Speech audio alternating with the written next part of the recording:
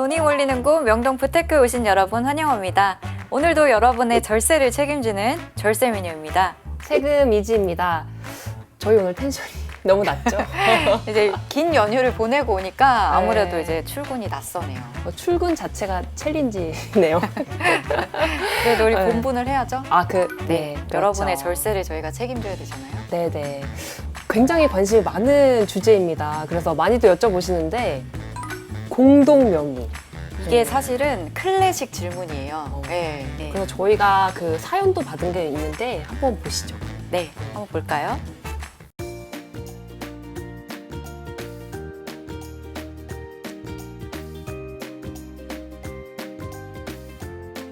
지금 사례 보니까 우리 1세대에 1주택만 가지고 있고 이제 남편분만 100% 이 주택을 가지고 단독 있다. 명의로 갖고 계시다 보니까 단독 명의로 가지고 불만이 있다. 이제 많으신 거죠. 네, 근데 이걸 이제 팔려고 하다 보니까 세금이 궁금해서 문의를 주신 건데 이제 20억 원에 이 아파트를 지금 팔 수 있을 것 같은가 봐요.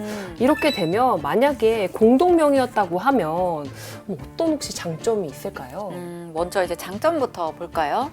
우리가 그 부동산 세금 얘기할 땐 제가 항상 그 단계별로 접근해야 된다 이렇게 말씀을 드렸었는데요.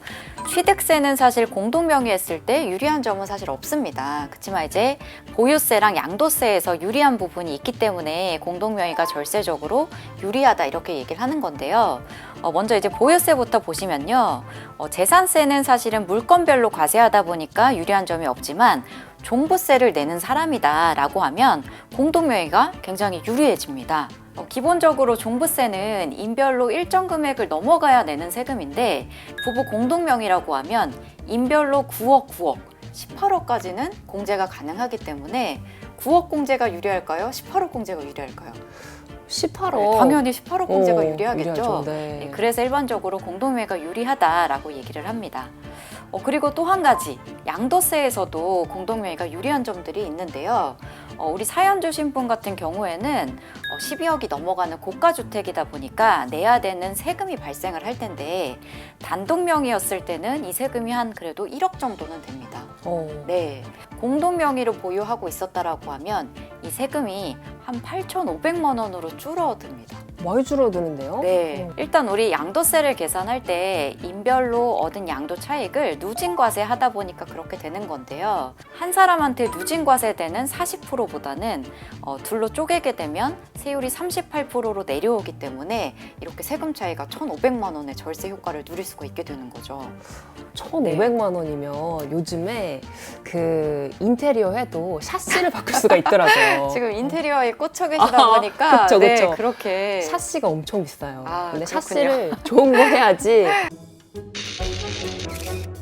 이 공동명의가 부동산 세금에서도 유리하지만 또 유리한 점이 있죠. 네, 그 상속세도 한번 생각을 해봐야 됩니다. 그래서 이제 한번 사례를 들어보자면 40억 원짜리 아파트를 남편만 가지고 있었다. 이런 경우에 남편이 돌아가시게 되면 상속세가 한 10억 4천 정도 나옵니다. 많이 나오네요. 반은 아니지만 여튼 굉장히 많은 금액이 이제 상속세로 나가게 되는데 만약에 남편 20억 그 다음에 배우자 20억 이렇게 가지고 있는 경우에는 그 처음 발생한 상속에서는 상속세가 2억 4천 그리고 두 번째 발생한 상속에서는 상속세가 한 4억 4천 정도가 나오게 되기 때문에 합치게 되면 10억 4천이랑 이제 그 차이가 한 3억 6천 정도가 나게 돼요. 상속세가 더 많이 차이가 나죠. 그래서 공동명의를 하게 되면 이런 부동산 세금에서도 유리한 점이 있고 상속세에서도 유리한 점이 있네요. 네. 그래서 공동명의 너무 괜찮은 점만 말하면 또 약간 너무 공평하지가 않은 것 같아요. 공동명의에 대한 단점도 한번 얘기를 해봐야 될 것 같아요. 사실 공동명의의 단점은 그 종부세를 내시는 분이라고 하면 좀 이 부분을 유의 있게 봐주실 필요가 있습니다. 다주택자 같은 경우에는 인별로 주택수를 계산하기 때문에 우리가 공동 보유를 하고 있더라도 내가 50%만 갖고 있더라도 주택수에 카운트가 됩니다.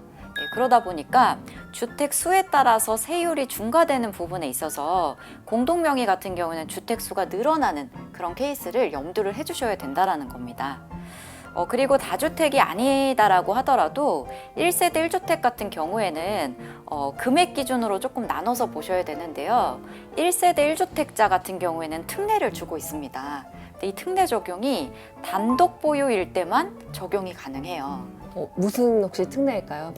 첫 번째로는 공제 금액이 원래 이제 9억인데 그 공제 금액을 12억까지 올려주는 게 하나가 있고요.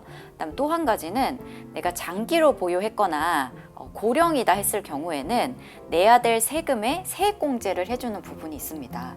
근데 이게 단독 보유일 경우에만 가능하다 보니까 내가 갖고 있는 주택이 공시가격이 18억이 초과한다. 근데 장기 보유도 하고 고령 공제 받아서 단독 보유가 유리해지는 경우가 있다. 예, 이런 경우에는 또 공동명의가 불리해지는 경우가 발생할 수도 있는 거죠.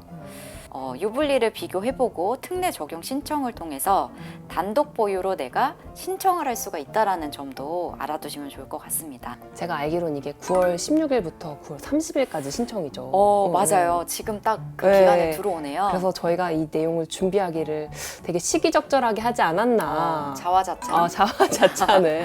네. 여기까지 들으면 사실은 이제 그 공동명의를 하는 게 무조건 유리하다. 우리 사연자분 같은 경우에는 그런 결론이 나오는데 지금이라도 팔기 전에 공동명의로 바꾸면 혹시 어떻게 될까요?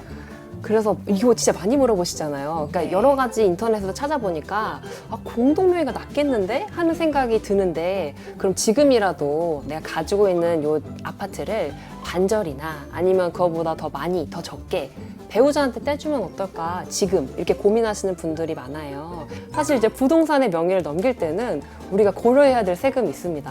그렇죠? 그리고 취득세를 고려해야 됩니다. 맞아요. 그래서 부동산 명의가 이제 이전되게 되면 그 명의 이전에 대해서 취득세를 납부를 해야 되는데 이제 일반적으로 지금 우리 사례 같은 경우에는 1세대 1주택자니까 4% 정도의 취득세를 생각을 하시면 되거든요. 그래서 반 띄워준다라고 하면 10억을 넘기는 거잖아요. 그러면 이 10억에 대해서 취득세를 납부하게 되면 4%니까 4천만 원 정도를 납부를 해야 돼요. 취득세를 내야 네, 되는군요. 그리고 증여세 같은 경우에도 10억 중에 6억은 면제가 된다라고 해도 그 6억을 초과하는 4억에 대해서는 한 7천만 원 정도 증여세가 또 나오게 됩니다. 아까 우리 양도세 줄어드는 게 1,500만 원이라고 했는데 지금 이전하는데 증여세, 취득세 다 하면 배보다 배꼽이 크겠어요. 네. 그러면 지금 우리 사례 같은 경우에는 공동명의가 좋은 거는 알겠는데 지금 이전하는 거는 부담스럽단 말이에요. 이런 경우에는 사실 지금은 뾰족한 방법이 없는데 이 다음 주택을 살 때 그럼 어떻게 하면 될까요? 그렇죠. 이제 뭔가를 바꾸는 것보다는 새로 취득할 때부터 공동명의를 하는 게 일단은 절세의 지름길이라고 보시면 되겠는데요. 이렇게 새로 취득할 때에도 유의해야 될 점들이 있습니다. 예를 들어서 이분같이 20억짜리 주택을 팔고 똑같이 20억짜리로 옮겨간다라고 가정을 해볼게요. 반반 5대5로 취득을 하려고 합니다. 6억에 해당하는 지분 거기에 맞춰서 7대3으로 이렇게 지분 비율을 조정하시는 식으로 그 지분 비율을 결정하셔야 됩니다. 만약에 이제 5대5로 넘기고 싶으면 어느 정도는 증여세를 부담을 하던가. 그렇죠. 요즘에는 그렇게도 많이 하시죠. 금융기관에서 대출을 그 배우자분이 받고 네. 그걸로 자금 출처를 증빙하시는 분들도 계신데 나중에 대출 상환을 또 대출을 받은 내가 상환을 해야지 맞습니다. 배우자가 하게 되면 또 큰일 나죠. 또 문제가 생기죠. 예. 네. 공동명의로 바꾸는 것도 참 쉽지 않은 것 같네요. 맞습니다. 예. 근데 절세미녀님은 만약에 20억짜리 주택이 네. 그 100% 절세미녀님 거예요. 네. 근데 남편이 야, 세금 아껴야 되니까 반은 날 주면 어때? 라고 하면 주실 수 있나요? 일단 우리 배운 것처럼 있는 거를 쪼개려고 하면 취득세도 내야 되고 또 증여세도 내야 되니까 해줄 수 없죠. 그쵸. 세금이 중요하니까. 그렇죠. 그럼 다음 주택 살 때는 반 줄 수 있나요? 우리 시간이 다 된 것 같은데 마무리 해볼까요? 네.